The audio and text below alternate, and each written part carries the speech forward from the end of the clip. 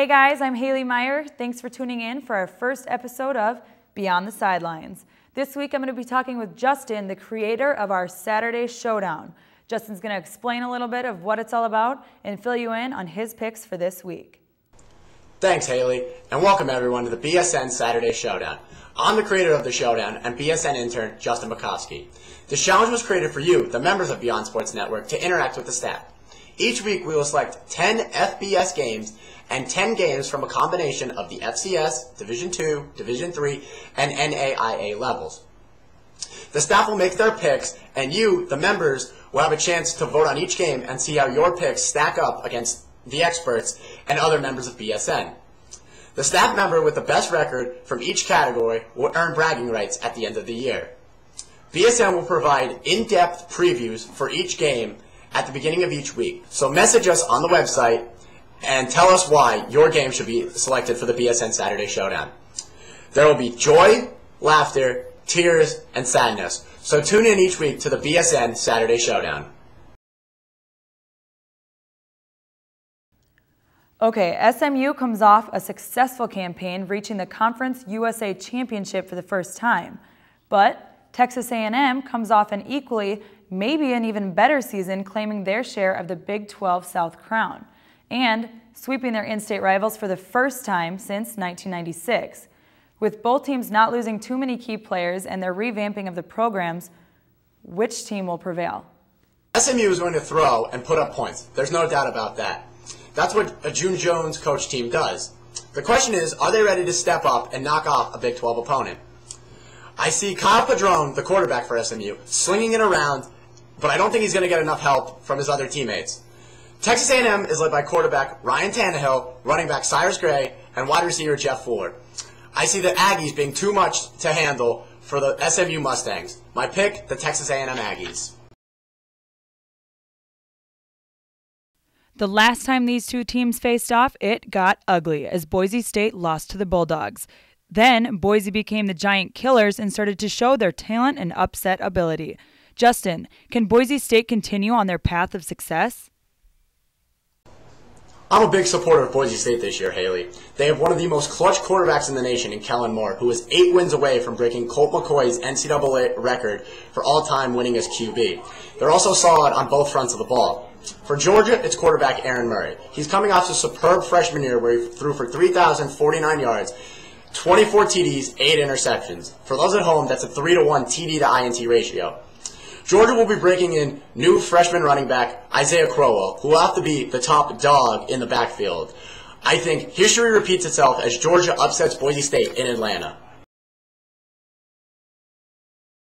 Although this looks like a mismatch on paper, ECU has proven to show up against BCS foes in the past. South Carolina will not be overlooking this Week 1 matchup. Or will they? Justin? South Carolina will not overlook East Carolina in this matchup, Hailie. The Gamecocks are led by a three-headed monster in quarterback Steven Garcia, running back and Heisman candidate Marcus Lattimore, and big-time star wide receiver Alshon Jeffrey. The defense should be solid, as it should be Steve Spurrier's best defense ever. Some are projecting the South Carolina Gamecocks to win the SEC title this year. Right now, I'm buying. For ECU, the defense needs to improve, as it was nearly ranked last in every defensive category last year.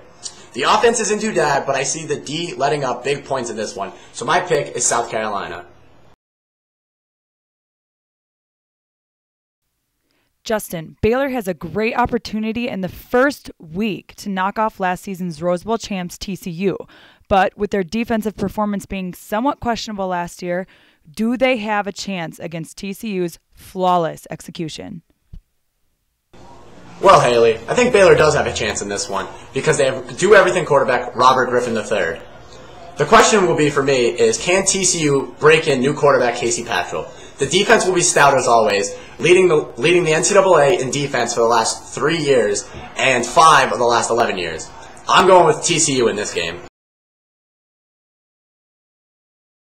So we've got UCLA looking to fight off the passing attack from Houston while their quarterback looks to find rhythm.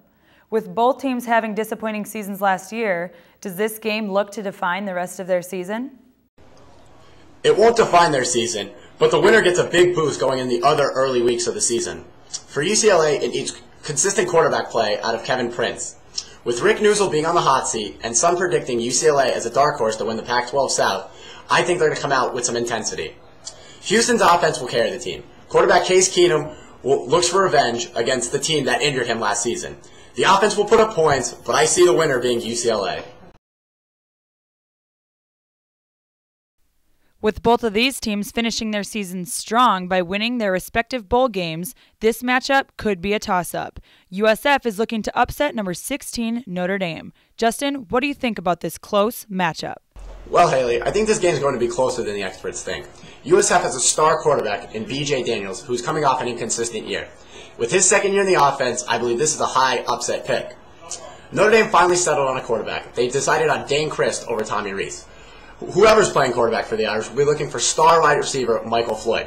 This big receiver can catch the ball anywhere on the field as long as you throw it up to him. The defense will be well improved for the Irish, and that's why I'm going with the Irish.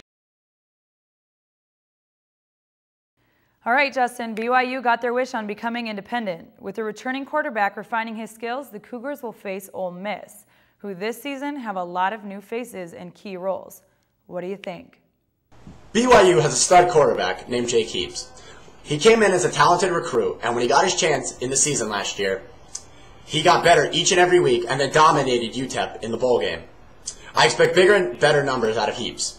For Ole Miss, they lost their starting quarterback in the preseason, and they will rely heavily on running back Brandon Bolden. Bolden had a solid year last year, but I think there are too many question marks, so my pick are the BYU Cougars. The off-field troubles have become a trend this season, and both of these teams fall right into that category. Oregon suspends their cornerback, Cliff Harris, and LSU suspends their quarterback, Jordan Jefferson. Both teams are going to be forced to make late changes, but they both sustain their true identities. Oregon still maintains their explosive offense, and LSU's defense remains dominant. Justin, what's your take? Oregon's offense is one of the most fastest and exciting offenses in the nation. They're led by quarterback Darren Thomas, running back LaMichael James, and other running back Kenyon Barner, who I predict will break off 2 or 3 long runs in this game. The offense will put the team in position to score, but I feel that the defense has the biggest question marks. They returned 5 starters on defense, and last year's team played 22 players overall. How will the new players adjust their starting roles and playing more time? LSU needs quarterback Jarrett Lee, who is stepping in for suspended quarterback Jordan Jefferson, to have a solid game. Lee has been solid in past debuts, but did not have enough effort to win the starting job off of Jefferson in the spring. The Tigers defense should be able to keep them in this game, but I predict the Oregon Ducks to win the BSN Game of the Week. Northwestern will be facing last year's #1 rushing defense, Boston College. And with their star quarterback Dan Persa being a question mark, does Northwestern stand a chance in this Week 1 opener? Northwestern will have a hard time in this game if their star quarterback Dan Persa cannot play. I think he will have the single biggest impact on this game. For Boston College, they will not have their star running back, Montel Harris, who is out with an injury. I think second-year quarterback Chase Reddick will be able to complete some passes, and linebacker Luke Clutchley will have a big impact on this game. My pick is the Boston College Eagles. Okay, Miami is coming into this game missing many key players. 8 were suspended total, but Maryland is having their own off-the-field troubles as well, docking themselves 2.5 hours of practice time each week due to their academic problems under their former coach. With both teams having distractions, how will this game turn out? Miami will have to survive this game without many of its key players, but with a program like Miami, they should not have trouble finding playmakers. The defense will be fine, and Stephen Morris will step in for the suspended Ja'Cory Harris. For Maryland, they're coming into the season under new coach Randy Edsall. Quarterback Danny O'Brien had an up-and-down season last year and then lost his offensive coordinator, James Franklin. I think Maryland has a better shot in this game, but my pick are the Miami Hurricanes. All right, guys, there you have it. That's the Saturday Showdown. Now tune in next week for the next picks and to see what else we have going on at Beyond Sports Network. I'm Hailie Meyer with Beyond the Sidelines.